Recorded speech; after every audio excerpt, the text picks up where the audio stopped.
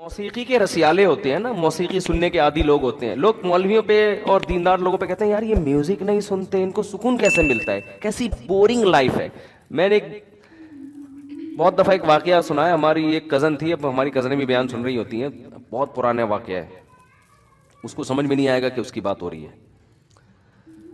तो थोड़ा सा उनका लाइफ स्टाइल थोड़ा लग्जरी था, थोड़ा सा मॉडर्न किस्म के। तो हमारे घर में आई तो मेरी जो हमारे घर की खवातीन है उनसे कह रही कैसा बोरिंग तुम लोग की जिंदगी है, एक्चुअली कैसी बोरिंग जिंदगी, ना कोई मूवी देख रहा है यहाँ पे, ना कोई म्यूजिक चल रहा है, वह आराम से तमी। हमारा तो जॉइंट फैमिली थी पहले, बहुत पुरानी बात है।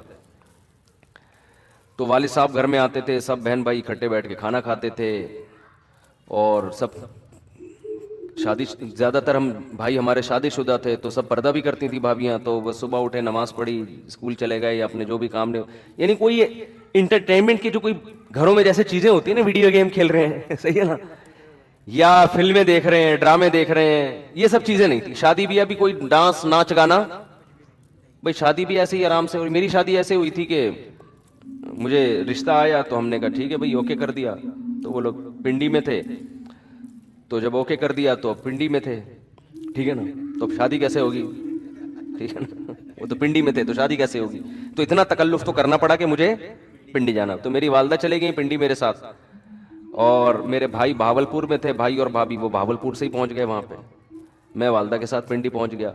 वहीं मस्जिद में किसी मौलाना साहब ने निकाह पढ़ाया, हम जहाज से वापस आ गए कराची। मैं, मेरी वालदा और हमारी अहलिया वापस आ गए। ये हो गई शादी हमारी। कोई पटाखा भी जो शबरात का होता है ना वो भी नहीं फूटा। अच्छा, जब शादी हो गए वापस आ गए, तो मैं जुमेरात को बयान किया करता था अपनी मस्जिद में। तो वो जुमेरात को मैं फिर नागा हो गया, क्योंकि मैं शादी में, अपनी शादी में गया हुआ था मैं। मेरे कई बयानात नागे अपनी शादी की वजह से हुए हैं लोगों के तो नागे होते हैं ना, आज हजरत साहब फला की शादी में गए हुए हैं। हमारे जो नागे होते हैं वो अपनी शादी में गया हुआ होता हूं मैं, बहुत दफा ऐसा हुआ है। तो मैं उस दफा भी अपनी शादी में गया हुआ था, तो वो मेरी पहली शादी थी। तो मैं जब वापस आया हूं, तो अब कुछ लोगों ने पूछा मुफ्ती साहब कल आप थे नहीं, जुमेरात में हम आए, बयान थे नहीं। मैंने कहा मेरी शादी थी। तो कह रहे परसों तो आप इधर ही घूम रहे थे। तो ये क्या हो गया, परसों तो आप इधर ही घूम रहे थे। तो मैंने कहा क्या, कहां घूमता फिर मैं, आप बताओ, जिसकी शादी होने वाली होती है उसको कहां घूमना चाहिए क्या करे यार। कह रहे कुछ भी नहीं यार, तो बस ऐसे ही गए हो गई हमारी। तो अब बताओ कोई एंटरटेनमेंट लाइफ में कुछ हुआ, कुछ भी नहीं यार। ये किस किस्म की शादी है यार। लेकिन इस किस्म की शादी कई दफा हो सकती है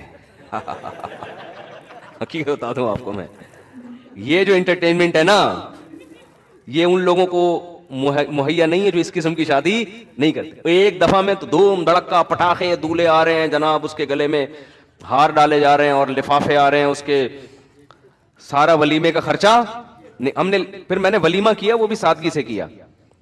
वलीमे में हमने लिफाफों पर पहले पाबंदी लगा दी, किसी को लिफाफा लाने की इजाजत नहीं, अपने खर्चे पे करेंगे हम जो भी होगा। वो सादगी से किया, वो भी कोई ज्यादा धूम धड़का नहीं था। तो वो वलीमा आप हॉल में भी कर सकते हो, गलत नहीं, अल्लाह ने आपको पैसा दिया तो आप जरा अच्छे तरीके से कर लो। तो अब क्या हुआ कि जब लोग आए हैं तो वो भी हैरान हो रहे यार ये किस किस्म का हिसाब किताब चल रहा है। तो लिफाफों पर भी हमने पाबंदी लगा दी, कोई लिफाफा लाने की। अच्छा, पाबंदी लगाओ तो कोई भी अल्हम्दुलिल्लाह लेके भी नहीं आया। यानी इसका मतलब लोगों के जहन में पहले से होता है कि यार ये जान छुड़ाओ लिफाफों से। तो वलीमा में दूल्हा वलीमे के सारे पैसे क्या कर लेता है, लिफाफों में रिकवर हो जाते हैं। तो इस पे बड़ा खुश होता है कि मौलवियों की शादी देखो कितनी सादा से, एक 5 रुपए भी नहीं मिले, ना कोई पटाखा फूटा, ना कोई फायरिंग हुई, ना कोई हल्ला गल्ला हुआ। तो इनकी जिंदगी में एंटरटेनमेंट बिल्कुल भी नहीं है। तो किसी मौलवी के पास बैठो तुम्हें बताएगा भाई सादगी में जो फायदे हैं वो इन अय्याशियों में नहीं है। तो जब आप एक शादी इस तरह से करोगे तो बस एक ही होगी वो, अब दोबारा खत्म, क्योंकि उसमें इतना बर्बाद हो गए थे ना उसमें और वो 2-3 दिन की इंटरटेनमेंट है, धूम धड़का हो गया। उसमें फिर जो आगे मसाइल होते हैं, पंजाब में तो बहुत ही ज्यादा हो रहा है, वो कजने आपस में नाच रहे हैं, डांस कर रही हैं, लड़कियां भी लड़के भी बैठे हुए हैं। देखो लोग कहते हैं इसमें है क्या, कोई खुदा न ख्वास्ता हम कोई गलत नहीं ऐसे तो नहीं देख रहे। देखो इन चीजों के साइड इफेक्ट फौरी नहीं होते। मैं नहीं कह रहा कि जो ऐसे मिस गैदरिंग में डांस हुआ है तो कोई किसी ने जाके किसी लड़की को पकड़ लिया वहां जाके, सी ना कोई गलत कर रहा है उसके साथ, कुछ भी नहीं होता। हया आहिस्ता आहिस्ता खत्म। हया खत्म होने से पता है क्या होता है, ये जो आपकी नई जनरेशन है ना, ये अपने बड़ों से बदतमीज बन जाती है। क्योंकि हया आपको रोकती है बाप के सामने ऊंची आवाज से बात करने से, माँ के सामने ऊंची आवाज से बात करने से, बहन को रोकती है भाई के सामने थोड़ा सा रिजर्व रह के रहे, वो तमीज से बात। लेकिन जिस बहन ने भाई के सामने डांस कर लिया, अब आप उससे ये उम्मीदें ना लगाओ कि वो भाई को रिस्पेक्ट देगी, भाईजान आप काइंडली आइए बैठिए, ना ना ना। वो जब डांस कर लिया उसने, तो भाई वो कहेगी जितनी मैं हूं उतने ही यहां पे, कोई हमको एक दूसरे पर हक नहीं है, तमीज से चलना है चलो वरना शट अप। ठीक है ना, बात आ रही है समझ में। फिर वो जो जज्बे हैं ना, भाई जो बहनों के लिए जान दे दिया करता, उसको जनाब उसके लिए निछावर कर दी अपनी जिंदगी, यार इसकी हिफाजत करनी है, इस पे पैसा खर्च करना है, ये अगर बेवा हो गई तो कोई बात नहीं, मेरे घर में, ये सब चीजें कहीं खत्म। अखपल जिंदगी, आप अपनी लाइफ, मैं अपनी लाइफ को एंजॉय करूंगा। ये आहिस्ता आहिस्ता ये होता है यहां आके। हर गुनाह के एक जहरीले असरात हैं जो फौरी तौर पर नहीं नजर आते।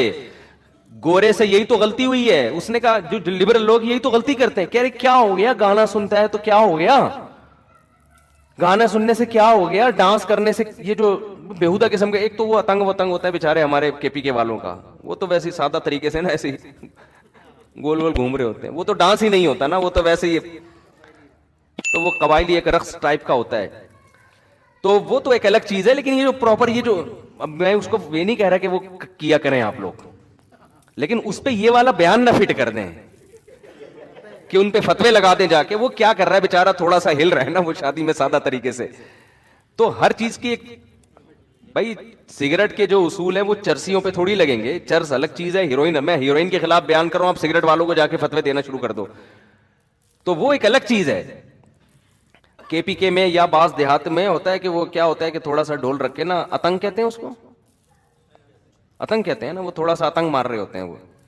वो अफगानिस्तान में सुना है कि वो जो मुजाहिदीन थे ना, वो भी करते थे लड़ाई से पहले ना, मुजाहिदीन की आदत थी अफगानिस्तान में, जो नहीं रशिया के खिलाफ लड़ते थे, फिर ये तालिबान का भी सुना है, ये लोग क्या करते थे कि जब भी जंग से पहले ना थोड़ा सा ढोल बजा के ये वाला आतंक करते हैं, ये थोड़ा सा घूमते हैं, ये थोड़ा सा वो करने के लिए, अपने आप को मोटिवेट करने के लिए कि हम कोई जंग को टेंशन ही नहीं ले रहे। तो खैर, तो ये जो डांस मांस आजकल हो रहे हैं, इनमें होता क्या है, जब आपकी हया निकलेगी तो अब इसके फिर आगे जाके साइड इफेक्ट बहुत खतरनाक। माँ बाप कहते हैं हमारी बेटियां हमारे कंट्रोल में नहीं हो, भाई कंट्रोल में कैसे हैं? जब एक लड़की अपने वालिद के सामने डांस कर रही है तो बाप का मुकद्दस रिश्ता और हया वया खत्म। अब वो नहीं होगा कि वो अब्बा को, आप अपनी बच्चियों को आदी बनाओ, बाप को देख के सर पे दुपट्टा ले लिया करें, वो तो देखो आपका कितना एहतराम करेगी, आपकी बात मानेगी, आपकी मर्जी के खिलाफ नहीं चलेगी।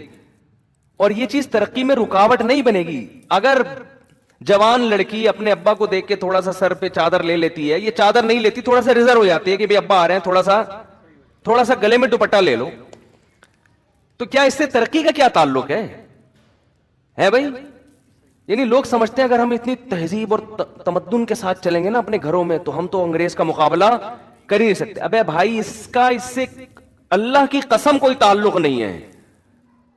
यानी इन चीजों के, ये जो दिमाग में आप लोगों ने बिठा लिया है ना कि हम अपने घर में मजहबी माहौल लेकर आएंगे तो हमारे अच्छे डॉक्टर नहीं पैदा होंगे, अच्छे इंजीनियर नहीं पैदा होंगे, मैं आपको हल्फिया कहता हूं उससे ज्यादा अच्छे पैदा होंगे। क्योंकि तमीज वाला आदमी, जो जिसकी सोचे दाएं बाएं ना घूमती हो, वो ज्यादा अच्छे तरीके से पढ़ भी सकता है, ज्यादा अच्छे तरीके से। देखो जामिया रशीद जब से आया है ना असरी तालीम में, हमारे तलबा को जामिया रशीद ने जब से कहा ना कि डॉक्टर भी बनो, इंजीनियर भी बनो, एमबीए भी करो, बीबीए भी करो, ये सारी डिग्रियां, अल्हम्दुलिल्लाह जामिया रशीद का रिजल्ट दूसरी यूनिवर्सिटियों से आगे है।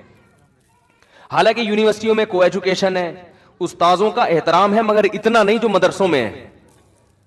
समझ रहे हैं ना? वो फिल्में भी देखने जाते हैं। मुझे तो खुद यूनिवर्सिटी के लड़के बताते हैं अपनी गर्लफ्रेंड के साथ सिनेमा घर चले जाते हैं, उनके अब्बा को पता ही नहीं होता। अब्बा समझ रहे थे कि बच्ची कहाँ गई हुई है, यूनिवर्सिटी गई हुई, तो कह हम तो चले जाते हैं, फिल्म भी देख के आ जाते हैं।